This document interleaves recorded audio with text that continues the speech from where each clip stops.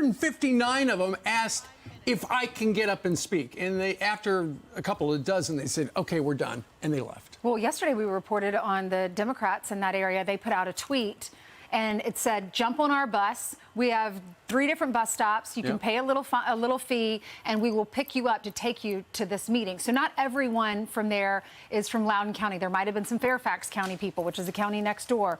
But everyone there is either pro CRT or against CRT. They did have a chance to talk. One mom I heard, she said she's going to pull her child out of school now. Yeah, here's how it sounded.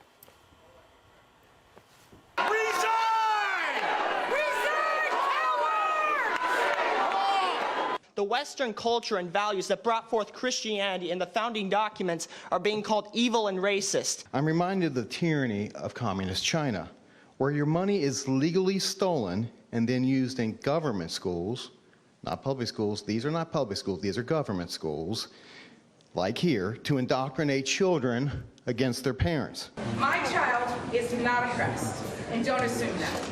As long as you Marxists push your unconstitutional agenda on my child, she will not be returning back to Loudoun County schools. What is good? Osiris here, stuck in the middle. Change is difficult. America is not the same nation it was 20 years ago.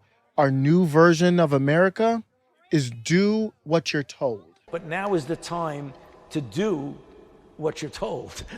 It started with masks, lockdowns, censorship, and now it's infiltrating our schools, affecting children. What's next? Our health condition might force children to get something you don't want them to get. The Star-Spangled Banner has become a song of protest. This action recently here is again, we are back at Loudoun County, which has become ground zero for something that is way bigger than critical race theory or race education. Now it's about forcing something on people that they don't want. The people are rising up. I don't care what it is. It needs to stop so we can communicate it and be on the same page if you care about our country. I pledge to be a president who seeks not to divide, but unify, who doesn't see red states and blue states, only sees the United States. For all those of you who voted for President Trump, I understand the disappointment tonight. I've lost a couple times myself, but now let's give each other a chance. Mr. President, your chance is right now. This is a moment for you to speak. We need to hear from you. We need to hear from mayors, governors, school boards. They need to be proactive in communicating where their stance is on this stuff. This is not just in Loudoun County anymore. It's all over the country. Mr. President, I need to hear from you right now. We need to hear from you. If I were president, obviously I would say I can't do anything. I don't want to. I'm not a king. But I can speak on this issue. My Democratic friends who believe strongly in this type of teaching in the classroom, it has to stop because obviously it's tearing us apart. There is no teaching that is that important that can't be put on pause for us to figure it out. And it's being divided across party lines, activating people who aren't normally politically active. As president, I'm calling for it to stop, to pause, to have the discussion. You guys are the leaders on the local level. I'm giving you my advice. With unity, we can do great things, important things. That doesn't happen because when he says unity, he really means conformity. And that we're looking forward to an open dialogue. Steve Bannon, however, should not be in the room. Why not?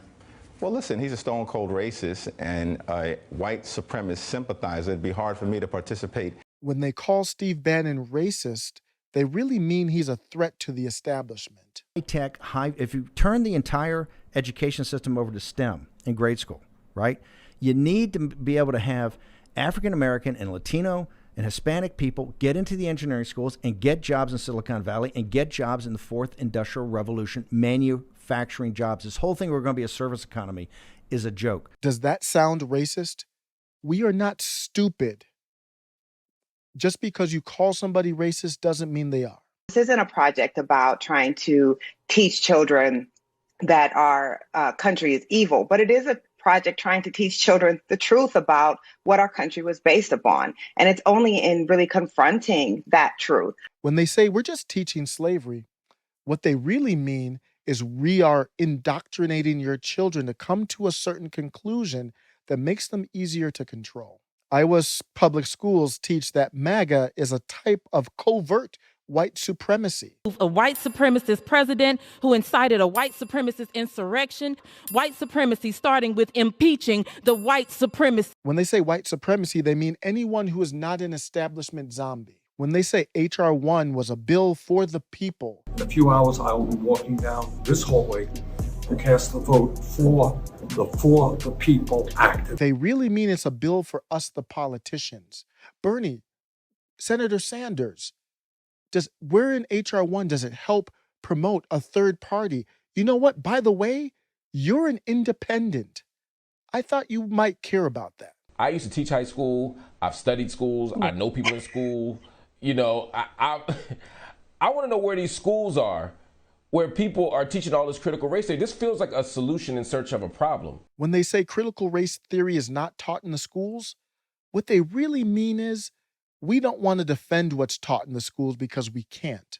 So this comment right here is asking me to explain why not wanting critical race theory in the classroom is racist. Thank you for asking me this question. I'd love to explain it. When you don't want to teach future generations about how these systems were designed to oppress people, you're taking the side of the oppressor, being racist. If these videos that I've posted and others have are just anecdotal, they're one-offs, I am fully open to that as the case. Why don't you condemn those one-offs? And what's wrong with governors writing legislation to make sure those one-offs don't become more than that? Because it's not about that. You just can't defend it. This stuff is happening all over the country. We're seeing all this stuff. We don't trust the media. We don't trust politicians. And this is just the straw that breaks the camel's back. This critical race theory, now you're bringing it to our children. We're rising up and saying it's unacceptable.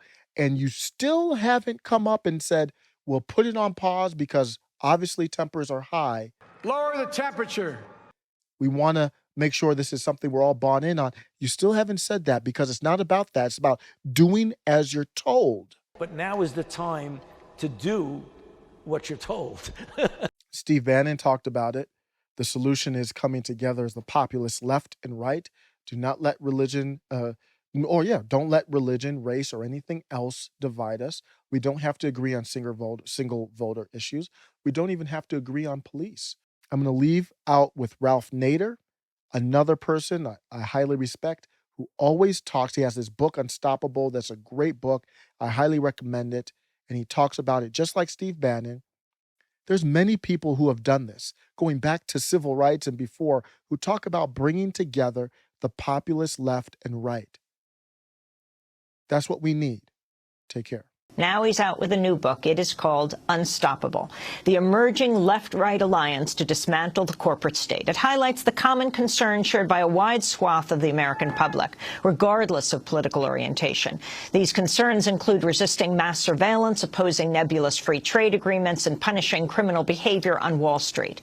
Throughout, Ralph Nader argues in favor of transcending divisive partisan labels and instead working in concert to pursue shared interests, all the while offering practical solutions rooted in collective organizing. We go now to Washington, D.C., where we're joined by Ralph Nader. Welcome back to Democracy Now!, Ralph.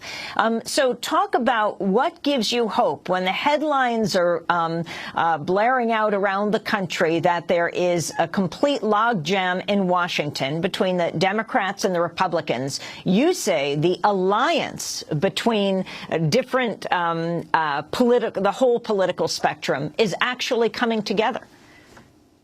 Yes, you got to think of politics in America now as two stratas. On the top, dominating the left-right emerging alliance are the corporate powers and their political allies in the Congress and elsewhere.